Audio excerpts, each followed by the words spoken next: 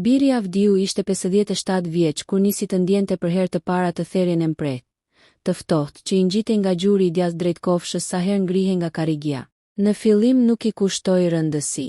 Mendoi se ishte lodhje, ndonjë tërheqje muskulare, apo thjesht një nga ato shenja që koha ja le trupit. Por dhimbja nuk u largua. Përkundrazi, u shtua Biri kishte punuar mbi 30 vite si mjeshtër lyerjesh dhe murator. Të gjitha ndërtesat e lagjes se njinin hijen e tij. Ngjitej shkallëve me shpejtësi, ngjitej mbi skela, qëndronte me orë të tëra në këmbë. Ai ishte mësuar me dhimbjet e profesionit, por kjo dhimbje e re ishte ndryshe. Më dinake, më e thellë, më e pandalshme. Filloi me një mëngjes dimri kur ngrihej të ndiste sobën e druve. Sa u përkul, gjuri u drodh dhe një shigjet dhembje e papritur ju ngjit në gjithë këmbën. U mbështet te tavolina. U friksua. Nuk e kishte parë kur trupin t'i tradhtonte në këtë mënyrë. E megjithatë, nuk foli. As me gruan, as me fëmijët. Shenjat e paradhimbja filloi të bëhej shoqëruesja e tij e përditshme. Ditët kalonin dhe Biri e kuptonte se po humbte fuqinë. Nuk mund të ngjitej më shpejt shkallëve. Nuk mund të qëndronte gjatë në këmbë. Pastaj gjuri i majt filloi të ndihej më i rënd se zakonisht. Zhurmonte, kërciste sikur brenda kishin futur copa hekurit të ndryshkura, ndonjëherë netëve ai zgjohej nga dhembja. Gruaja e tij, Liria, e shikonte me shqetësim të heshtur. Duhet të shkosh te mjeku, Bir, i thoshte ajo çdo mbrëmje. Do shkoj një ditë, i përgjigjej ai, por ajo ditë nuk vinte kurrë. Si shumë burra të brezit të tij, Biri ishte i prirur t'i duronte gjërat vet. Për më tepër kishte frikë. Po ta merrnin vesh se nuk mund të punonte më, familja do të mbetej pa të ardhura. Po të merrnin vesh klientët, askush do t'i besonte një muratori që s'kontrollonte dot gjunjët e tij. Dhe mbi të gjitha, ai nuk donte të ndihej i vjetër. Kufiri i durimit një ditë pranvere, kur kishte shkuar të lyente banesën e një familje, gjuri i djathtë thjesht ia dha. Ndërsa ngjitej ngadalë shkallëve, këmbën e ndjeu sikur i ishte shkëputur nga trupi. U drodh, u mbajt në parmak. Shkundja e fortë që i kaloi nga gjuri në shpinë e detyroi të ulej në shkallë. Bir, je mirë? Ke pyeti djali i shtëpisë. Biri ngriti syt. Ishte hera e parë që nuk mundi të shtirej, jo shumë murmuriti. Më fal, kam një problem me gjurin. Ajo ditë ishte pika e kthesës, u kthye në shtëpi duke qaluar. Liria qau kur e pa Bir, boll. Ka ç'është? Nesër shkojmë te mjeku. Ai nuk kundërshtoi më, diagnoza që e tronditit nesërmen. Biri hyri te ortopedi me një shpresë që as vet nuk ja pranonte. Të dëgjonte fjalën është e përkohshme. Por mjeku, një burr rreth të 50-ave me sy të mëshirshëm, shikoi rezonancën dhe tha qetësisht. Arthroze avancuar në të dy gjunjët. Kockat po fërkohen mes tyre. Fjalët ishin si një grusht në stomak. Po trajtohet? Pyeti Biri me zë të dridhur. Po, por është proces i gjatë. Mund të rekomandoj injeksione, fizioterapi, ndoshta edhe operacion. Operacion. Biri u zbe. Është e vetmja mënyrë. Mund të ketë përmirësime edhe pa operacion, por duhet disiplinë, trajtime dhe durim. Ai nuk kishte para për injeksione të shtrenjta, as kohë për fizioterapi ditë pas dite. Doli nga spitali me humbjen e peshës së botës mbi supe. Faji që i rëndonte në zemër për javë të tëra, gjuri i tij u përkeqësua. Liria punonte në pasticerinë e lagjes, por të ardhurat nuk mjaftonin për trajtime të specializuara. Biri filloi të merrte punë të vogla, vetëm me shtëpi private që i njihte. Por sa herë zbriste shkallët, dhimbja i gëryente edhe shpirtin, jo vetëm gjurin. Ndjente se po zhgënjente familjen që dikur mburrej me forcën e tij. Një pasdite, ndërsa po ulej të vishte çorapet, nuk mundi. Dhimbja ishte aq e fortë sa ju erën syt. Liria nxitoi drejt tij. Bir, unë s'dua të humbas para kohe. Duhet të gjejmë zgjidhje. Diçka duhet të ketë. Ai uli syt. Nuk dua të bëhem barr për ju, ti je burri im. Je forca jon. Jo barr, i tha ajo dhe ja mori duart me butësi.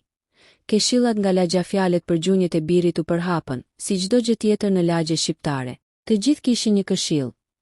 Çaj xhinxheri, pomad me mentol, larje me ujë shumë të nxehtë, kompresa me raki, kremra të çuditshëm nga jashtë shtetit. Biri i provoi të gjitha, asgjë nuk i dha më shumë se disa orë qetësi, dhe pastaj si çdo gjë tjetër, dhimbja kthehej më fort se më parë. Një takim i rastësishëm që ndryshoi gjithçka një mëngjes vere. Ndërsa po rrinte te lokali i lagjes, duke pirë një kafe të hollë dhe duke mbajtur duart të shtrënguara mbi gjunjë, një burr i moshuar ul pranë tij. Quhej Tomor. Të gjithë e njihnin si njeri të qetë, punëtor që kishte punuar mbi 40 vite si marangoz. Po të shoh çdo ditë që rish kështu, tha Tomori. Dhimbje gjunjësh. Po, mor vëlla mu bën hal. Tomori qeshi lehtë. Edhe unë i pata një herë. U qova nga krevat si kur ma kishin prerë këmbën. Dhe çfarë bëre? Operacion. Jo, tha ai duke tundur kokën. E gjeta të ushqimi. Diçka shumë e thjesht, shumë e çuditshme, por funksionoi. Biri ngriti vetullat. E çfarë ishte? Të them, por mos qesh, thuaje, mor burr. Tomori u afrua dhe i pëshpëriti. Esh një lloj ushqimi që sta merr mendja, por mua më shpëtoi. U ktheva në punë pas një muaji. Biri ndjeu si t'i ndizej një shkëndij shprese. Thuama, të lutem, do provoj gjithçka. Tomori mori frymthell dhe i tha: e kisha zgjidhje në kuzhinë. Një kombinim i thjesht, i vjetër, që dikur e përdornin malësorët. Më shëroi më shumë se çdo krem. Biri u shtang, dhe pasi Tomori ja shpjegoi, ai e dëgjoi me sytë e zgjeruar. U ndje një dritë e vogël brenda tij. Një dritë që nuk e kishte ndjer prej muajsh, dita kur e nisi Kurenai u kthye në shtëpi frymëzuar, po thuaj emocionuar. Liria e pa me habi, çfarë ke? Je bërë si djali i ri, i tha ajo me buzëqeshje. Do provoj diçka të re, u përgjigja ai. Kam një shans. Atë mbrëmje, Biri përgatiti për herë të parë kombinimin e çuditshëm që i kishte thënë Tomori. U ul në tryez, e vështroi gjatë dhe pastaj filloi ta konsumonte. Shija ishte e fortë, e pazakont, por ai e mbylli sytë dhe vazhdoi, shpresonte me gjithë shpirt. Ditët e para të kursdita e parë kaloi pa ndryshim të madh. Në ditën e dytë ndjeu një lehtësim të vogël, po thuaj të padukshëm. Por në të tretën diçka ndodhi. Ndërsa po ngrihej nga krevati, ai realizoi se nuk e kishte ndjer therrjen e zakonshme. U ngrit me kujdes. Qëndroi në këmbë. Dhimbja ishte aty, por shumë më e butë. Liri, hajde shpejt, thiri ai. Ajo vrapoi duke menduar se kishte ndodhur diçka e keqe. A e di që sot nuk më drodh gjuri, tha Biri, i tronditur vet nga kjo gjë. Ajo ngriti duart në gojë. Të ka bërë efekt. Po duket që po. Dhe atë ditë ai e mori kurën e plot, siç i kishte thënë Tomori. Javët që i rikthyen shpresën gjatë javës së parë, Biri filloi të ecte më gjatë. Dhimbja po zvogëlohej dalë ngadalë. Gjatë javës së dytë, ai mund të zbuste shkallët pa u mbajtur pas murit. Në javën e tretë ndodhi mrekullia e madhe. Për herë të parë pas një viti, ai mundi të ulej dhe të ngrihej pa shtrënguar dhëmbët. Liria qau nga gëzimi. Fëmijët nuk e besonin. Antarët e lagjes e shikonin me sy të zgurdulluar. Në fund të muajit të parë, Biri u kthye të bënte punën e tij të dashur. Ngjitej shkallëve me kujdes, por me një siguri të re, si dikur shpirti i tij po kthehej ngadalë në jetë. Në ditën e 7 të kurës, Biri nuk priti më. Mori telefonin, mori numrin e Tomorit dhe i kërkoi të takoheshin te lokali i lagjes. Tomori mbërriti i qetë me bastunin e tij të vjetër, me të cilin rrallë kishte nevojë të mbështetej. Biri e shikoi drejt në sy. Tomor, më shpëtove, por dua ta kuptoj më thellë. Çfarë ka kjo kur që më bëri kaq mirë? Tomori buzëqeshi me atë buzëqeshjen e njeriut që ka parë shumë në këtë jetë. Bir. Sekreti nuk është ndonjë magji. Është ushqim, por i vjetër, i humbur sot. Ne e kemi pasur gjithmonë në shtëpi, por nuk e përdorim më si dikur. E di, tha Biri, por dua të di pse funksionon. Dua të sigurohem që nuk po i bëj keq vetes. Tomori u ligotën e ujit në tavolinë dhe nisi. Është kock dhjam i përzier me gjisë të thatë dhe lëng kockash. Biri u shtang, Tomori vazhdoi. Ky kombinim është si vaj për nyjet. Ka kolagjen natyral, ka kalcium, ka yndyra të mira që lubrifikojnë gjurin. Malësorët e kanë përdorur gjithmonë, sidomos dimrit. Këto janë gjëra që mjekët i shesin sot me miliona lek në farmaci. Biri e dëgjoi me sy hapur. Një ushqim që e dinte çdo i moshuar i dikurshëm ishte shpresa e tij e re. Por ka një sekrecion, shtoi Tomori. Duhet ta marrësh për 30 ditë rresht. Jo një ditë po, një ditë jo. Duhet disiplinë. Disiplinë. Biri qeshi. Ajo është e vetmja gjë që më ka ngelur. Rezultate që askush nuk i besonte dita 10, dita 12, dita 15. Çdo ditë Biri ndihej si dikur, si kohët ku mund të ngjitej në skel pa menduar as për moshën, as për dhimbjet. Liria e shikonte me habi. A është e mundur që një ushqim të shërojë kështu? Po, duket që po, i thoshte ai. E ndjej trupin ndrysh. Në ditën e 18 të, Biri provoi diçka që nuk e kishte bërë prej vitesh. Zbriti shpejt shkallëve, pa u mbajtur me duar, ngadalë. Bërtiti Liria, por ai buzëqeshi, Liri, nuk më dhem. Po ta them, nuk më dhem. Ajo i preku gjurin, e shtrëngoi ngadalë, e shtypi pak më shumë, biri nuk reagoi. Nuk i rudheshin vetullat më nga dhimbja, thjesht ishte kthyer. Lagja që u çudit në kafenen e lagjes, ku çdo burr i moshës së mesme mendonte se ishte ekspert për shëndetin. Tema e vetme e ditës ishte: çka bër biri që po ecën si djalë? Disa thoshin se ai kishte bërë operacion sekrete, disa se kishte marrë injeksione të shtrenjta. Disa të tjerë mendonin se po e tepronte dhe se dhimbja do t'i kthehej prapë. Por kur e pan që po ecte normalisht ditë pas dite, ata u bën më të interesuar. Një nga burrat, Besmiri, një ish futbollisti dështuar, ju afrua në lokal: "Bir, më fal, por dua të di çfarë ke bër. Kam 3 vite pa u ulur normalisht. Më thua edhe mua." Biri buzëqeshi: "Kure me ushqim është. S'ka as ilaçe, as injeksione. Por nëse do, ta tregoj." Lokali u qetësua. Të gjithë prisnin përgjigjen. "Më tregoj Tomori", tha ai duke treguar me kokë drejt plakut që po pinte çajin. Përzien Gjize thatë: "Lën kockash dhe dhjam i pastër. Më bani mirë." Të gjithë u pan me sy të mëdhenj. "Ka mundësi të jetë", tha Tomori i qetë, "se ne jemi rritur me këto gjëra. S'ka vitamine më të fortë se kolagjeni i kockave." Disa burra tundën kokën me mosbesim, por fakti ishte para syve të tyre. Biri nuk qalonte më. Një pyetje që ja ndryshoi mendjen dielën. Djali i Birit, Arberi, erdhi në shtëpi. Ishte 24 vjeç, punonte në një kompani dhe ishte natyra skeptike e familjes. E njohu baban që në korridor, po ecën si njeri normal. "Bab", e pyeti: "Po, mor bir. Po e shoh në vete ndryshimin?" Arberi ul pranë tij: "Po kjo është shumë e çuditshme. A je i sigurt që nuk të dëmton? A e ke bërë ndonjë analizë?" "Jo, por e ndjej trupin", tha Biri me bindje. "E ndjej që jam më mirë." Arberi nuk foli më, por një natë më vonë i tha: "E di që ti s'ke frikë nga dhimbjet, bab, por mos rreziko në heshtje. Duhet të bësh analiza. Nëse çdo gjë është në rregull, atëherë kjo është mrekulli." Biri e dëgjoi dhe e pranoi. Vizita e dytë te mjeku pas një muaji kur ai shkoi përsëri te ortopedi. Mjeku kërkoi të bente të njëjtin kontroll. Lëvizjen e nyjeve, forcën muskulare, presionin, fleksionin. Biri kryente secilën lëvizje pas një shtim dhimbjeje. Mjeku ngriti shikimin: "Çfarë ke bër?" "Ushqim." "Një lloj kombinimi koke e Gjize", tha Biri. Mjeku nuk buzëqeshi, por as nuk qeshi metallje. "E di që ushqimi ndikon. Ka njerëz që i gjen shërimet në mënyra shumë të thjeshta. Kolagjeni nga kockat është realisht i fuqishëm." Ai shfletoi letrat: "Këto javë nyjet e tua janë më pak të fryra. Përmirësimi është real. Vazhdon kështu, por mos e tepro me punë." Biri ndjeu një val gëzimi t'i kalonte në përkraharor. Ishte dëshmi që nuk ishte marrë vetëm me iluzione. Liria që e shihte me sy të tjerë. Ndërkohë, marrëdhënia e Birit me Lirin ndryshoi. Ajo e shihte burrin e saj jo si të sëmur, jo të lodhur, por si dikur në vitet e rinis. Bënte shaka, këndonte në mëngjes. Nuk ziheshin më për gjëra të vogla, sepse dhimbja nuk i errësonte mendjen.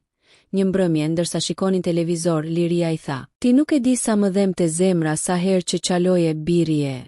"Përqafoj, nuk dua të të lëndoj më kur me ato pamje. Kam vetëm një trup, dua ta mbaj mirë." Zëri që duhej shpërndarë një ditë, ndërsa po kontrollonte telefonin. Arberi i tha: "Bab, pse nuk e ndan këtë në rrjet? Mund t'i ndihmoj shumë njerëz." Biri tundi kokën: "S'jam unë për kamera." "Po nuk është kamera, bab. Është thjesht një postim. Një tekst. Mos e mendo si fam, mendo si ndihmë." Biri mendoi gjatë atë natë. I dilnin para syve të gjithë njerëzit që kishte parë me bastun, të gjithë burrat që rinin ulur në lokal duke shqetësuar gjunjët, të gjitha gratë që ankoheshin se nuk ngriheshin dot nga krevati në mëngjes. Ndoshta kishte ardhur koha ta tregonte. Postimi që u bë viral një mëngjes, ai ul para telefonit dhe shkroi: 57 vjeç. "Më lan gjunjët derisa gjeta zgjidhjen të ushqimi që e përdornin gjyshërit tan. Lën kockash", Gjize tha, "të dhjam natyral. E mora 30 ditë rresht. Sot ec pa dhimbje. Nëse dikush po vuan si unë, mos e dorëzoni." Postimi u shpërnda, u pëlqye, u komentua, u diskutua, 10 burra i shkruan privat. "Ku ta gjej Gjizën?" e that. "A duhet lën kockash, pule apo viçi? Sa herë në ditë duhet? Si ta përziej? Sa ditë?" Biri u çudit. Ai, që dikur nuk kishte as guxim të shkonte te mjeku, tashmë po bëhej udhërfyes për të tjerët. Liria qeshi: "Të kam thënë që je burr i vlefshëm." Ata që nuk donin ta besonin, por me famën, erdhi edhe dyshimi. Komentet ishin të shumta: "Mos na mashtro. S'ka gjë që shëron artrozën. Këto janë për alla."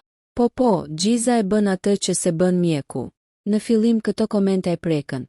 Por Tomori i tha, bir, kur njeriu bën diçka të mirë, gjithmonë do dal dikush që se beson. Por ti ke provën më të madhe, trupin tënd. Dhe ai vazhdoi, momenti kur gjithçka u kthye në sfidë 2 javë më pas, një portal lokal e mori historinë. E shkroi si artikull. Pastaj e mori një tjetër. Dhe një tjetër, titulli që e përplasi birin në realitet ishte 57 vjeçari shqiptar që po sfidon artrozën me një ushqim të harruar. Njerëzit nisën të trokisnin te porta, të kërkonin këshill, të sillnin gjizë dhjam për ta pyetur nëse ishte i duhuri. Biri u tremb. Nuk donte të bëhej doktor i lagjes, por nuk donte as të linte në balt.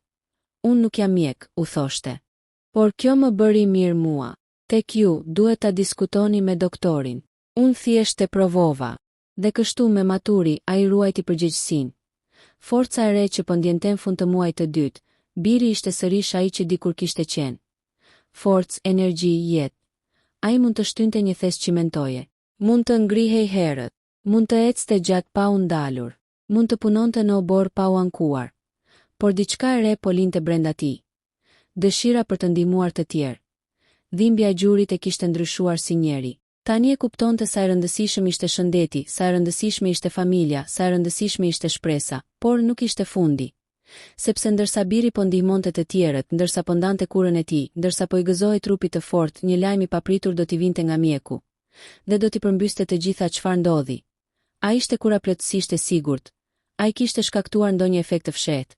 Apo kishte ndodhur diçka që askush se priste? Ishte një mëngjes i qetë, kur biri po përgatiste lëngun e kockave për ditën e radhës. Në atë çast, telefoni i tij ra. Në ekran shkruhej: Dërë mentor Hoxha ortopedi. Biri nuk e priste telefonatën. E hapi i qetë, zoti Biri. Po, doktor. Kam marrë rezultatet e analizave të fundit. Duhet të vini sot. Sa më shpejt. Zëri i doktorit nuk ishte i zakonshëm. Nuk ishte i qeshur. Nuk ishte as i ftohtë. Ishte i rënd. Biri t'i ran duart. Lëngu i ftohtë i kockave ju derdh pak në dysheme. Liria e pa dhe kuptoi menjëherë se diçka nuk shkonte. Çfarë ndodhi? S'di. Doktori kërkoi të shkoj sot. Urgjent. Ajo i vuri dorën në supeja, shkojmë bashk. Dhe ashtu bën. Vizita që solli tronditje. Doktori i priti me një dosje të trashë në tavolinë. Kishte radiografi, analiza gjaku dhe një letër të printuar që dukej sikur vinte nga një laborator tjetër. Zoti Biri, tha ai, kam lajme shumë të rëndësishme. Biri gëlltiti, doktori vazhdoi, gjuajt e tu kam përmirësim të dukshëm. Kjo është e padiskutueshme. Biri mori frymë thellë. Liria buzëqeshilet. Por doktorit ju thelluan syt. Një nga analizat e gjakut tregoi se trupi juaj ka mungesë të thellë vitamine dhe një rritje të yndyrave të caktuara. Biri ngriti vetullat. Do të thotë që kam ndonjë rrezik.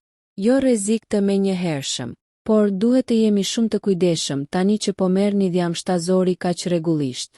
Pra kura më ka bërë dëm.